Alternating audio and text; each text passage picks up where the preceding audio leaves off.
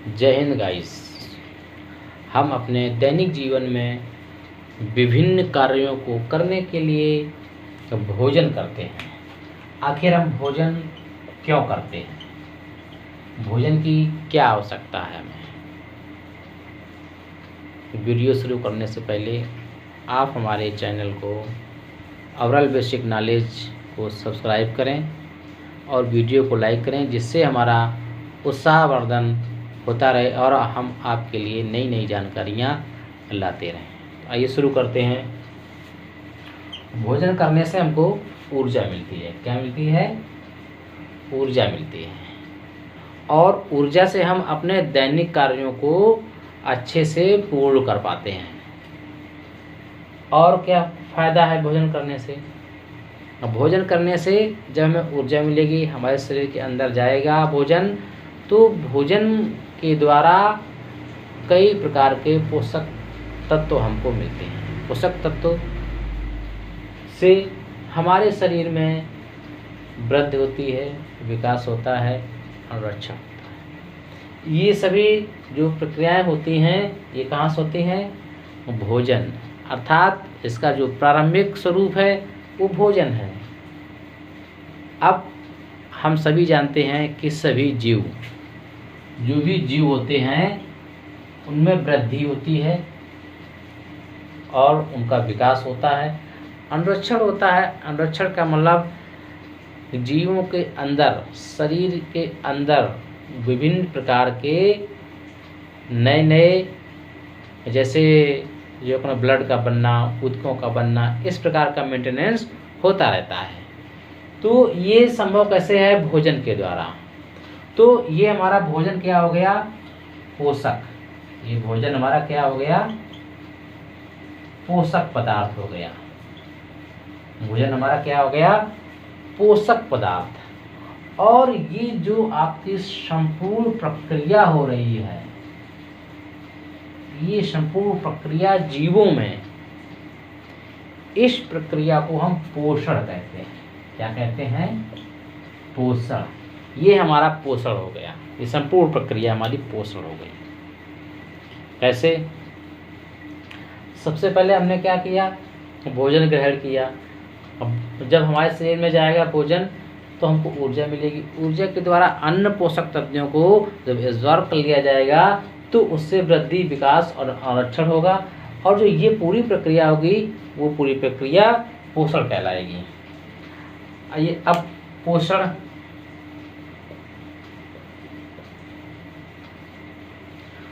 पोषण में क्या है? पाचन, संश्लेषण और स्वांगीकरण। ये प्रक्रियाएं होती हैं।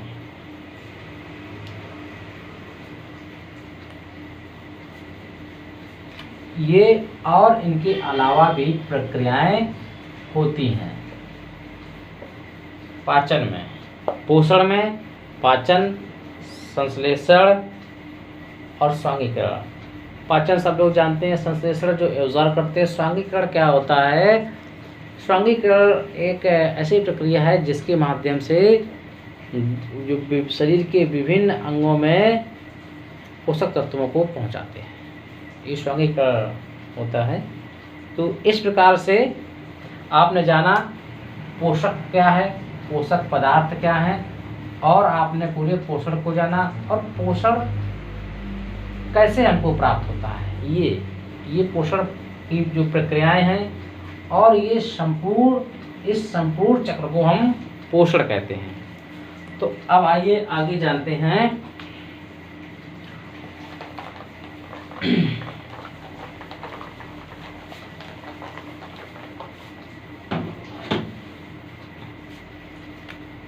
पोषक पदार्थों का वर्गीकरण।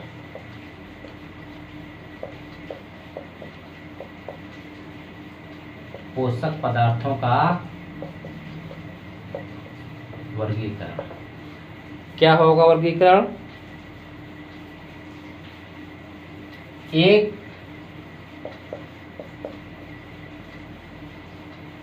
कार्बनिक पोषक हो गया और अकार्बनिक पोषक।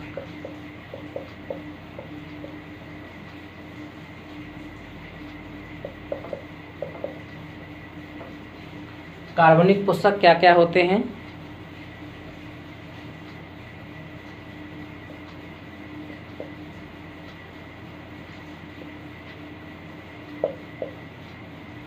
कार्बोहाइड्रेट, वसा, प्रोटीन और विटामिन। अकार्बनिक खनिज लवण और जल। ये जो हमारे हैं सभी पोषक, ये क्या है? कार्बनिक पोषक हैं और ये अकार्बनिक पोषक हैं। कार्बनिक पोषक का मतलब इनमें सभी में कार्बन पाया जाता है और अकार्बनिक इनमें कार्बन नहीं पाया जाता है। ये हमारे क्या हो गए? सभी कार्बनिक यौगिक हैं और ये अकार्बनिक हैं।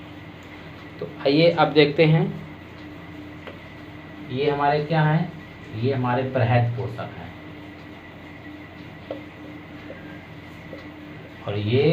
और ये दोनों क्या हैं? सूक्ष्म पोषक हैं। बृहद पोषक का मतलब है कि इनको हम ज़्यादा मात्रा में लेते हैं शरीर में और इनको हम कम मात्रा में लेते हैं, और कम मात्रा में लेने से ही ये हमारे शरीर के अंदर पूर्णतः अपना प्रभाव डालते हैं, कम मात्रा में ही।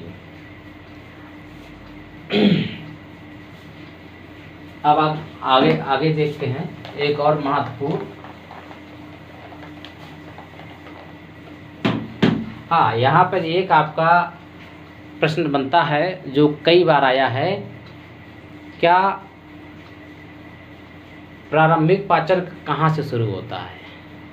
तो भोजन का प्रारंभिक पाचन मुख से शुरू होता है। जब हम खाना खाते हैं, चबाते, वहीं से पाचन शुरू हो जाता है, फिर उसकी विभिन्न प्रक्रियाएं पाचन की होती हैं। तो आइए अब देखते हैं आवश्यक पोषक तत्व क्या है।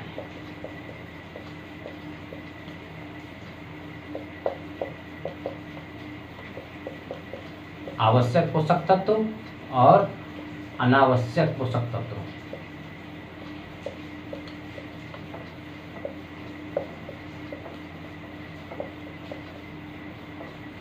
आवश्यक पोषक तत्व क्या हैं?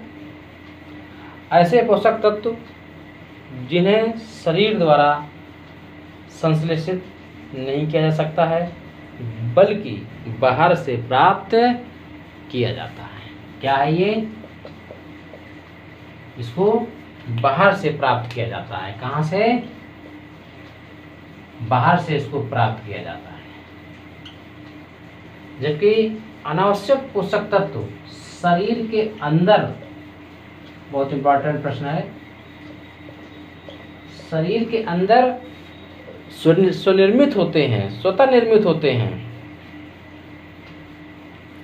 इनको बाहर से लेना है और ये शरीर के अंदर जो निर्मित होते रहते हैं। अब आइए, इसके दो प्रकार हैं। एक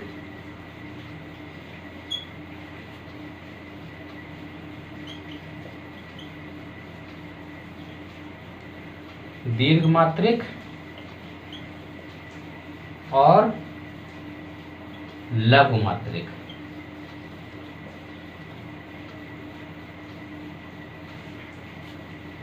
दीर्घ मात्रिक क्या है?